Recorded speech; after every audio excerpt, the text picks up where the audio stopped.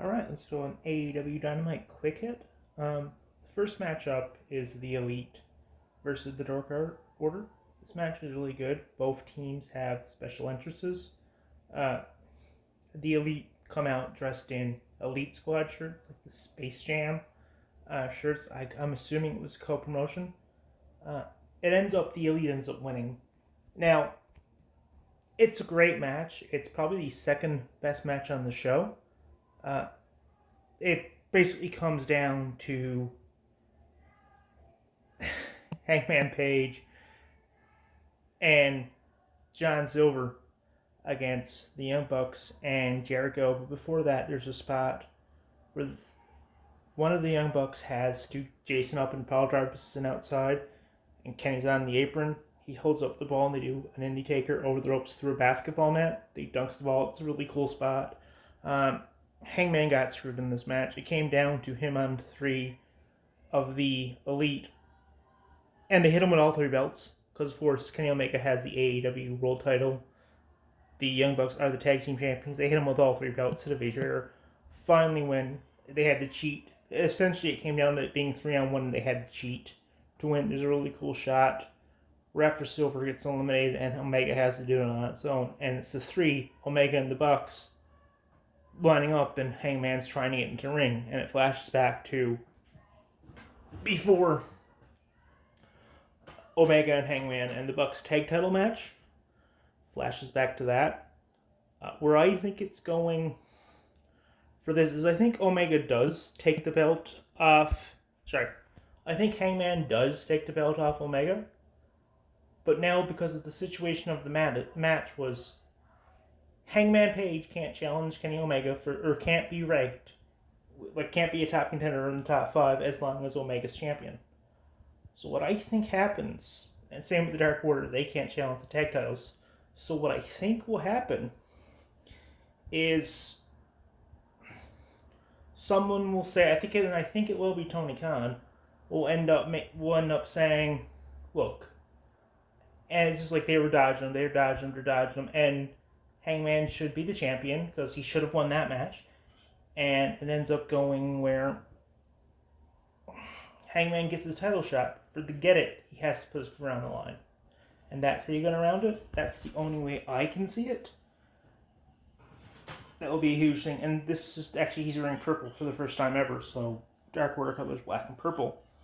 What also happened on the show in the main event, what I want to talk about,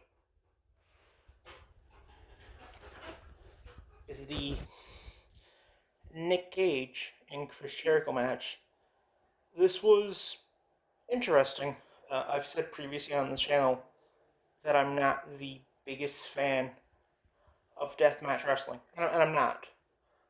But this match was lighter. Jericho comes out in his Painmaker stuff. He's wearing like a purge mask and the wacky face paint that he wears. So as soon as the match starts, Nick Gage is cutting him with the pizza cutter. It's violence for the sake of violence. I'm not the biggest fan of deathmatch wrestling. I'm not going to deny that. It's a lot of violence for the sake of violence. Jericho does help this match quite a bit. The crowd wants Nick Gage to win. On commentary is MJF, which adds a deeper feeling to it with MJF being on commentary, coming out in a red sports jacket, custom shoes. They had the Burberry pattern, which is on his tie. Came out with a movie theater thing of popcorn. Did a lot for the commentary. He said, if there's a spot in the match where Jericho gets MJF in the walls of Jericho, and he goes, look, if he taps out, he's not getting paid, type thing, and that's been true like hate. And before the match, they show a video of MJF. Like, this is probably the biggest crowd of people who've ever seen MJF. Nick Gage. This is probably the biggest crowd of people who've ever seen Nick Gage. So it gives people who don't know who he is, who don't watch Game Changer Wrestling, who maybe haven't seen Dark Side of the Ring, or aren't big in indie deathmatch wrestling, it gives them a shot. There are some really cool spots in the match. They tease the light tubes early on. They do come into play. Jericho gets the bat and starts beating him with the bat. Jericho does take the light tubes. Early on, there's a spot where he breaks the light tube and puts it in his eye and cuts him there. He cuts him with the pizza color. If you've seen one Nick Gage match, this is your Nick Gage match. There's a part where Nick Gage puts up a plane of glass on over two hairs, goes up. Jericho hits the Frankenstein off that, putting him through it. There's another spot where Jericho goes for the code breaker, and Nick Gage gets out and throws him into the pane of glass. Good match, sort of decent story. Jericho worked pretty hard, so did Nick Gage. Um, I wouldn't mind seeing Nick Gage again, but maybe only as an attraction. Like I don't need to see Nick Gage on AEW every week or every month. Maybe coming in once or twice a year as being like the mercenary for the hill. I think that would really work. Jericho doesn't win the match anyway. I believe he ends up hitting Nick Gage with light tubes, and then hitting Judas Effect and winning, which he should have done. Um, Jericho's going to be here next week. Nick Gage, maybe not. Maybe you can get him as a distraction. And MJF was on commentary, and he does say his next opponent is Juventud Guerrera. So that was the big thing coming out of AEW Dynamite. I would definitely watch the opening match, which was a good half hour with the entrances and all that fun jazz. That opening match was great. Told a great story.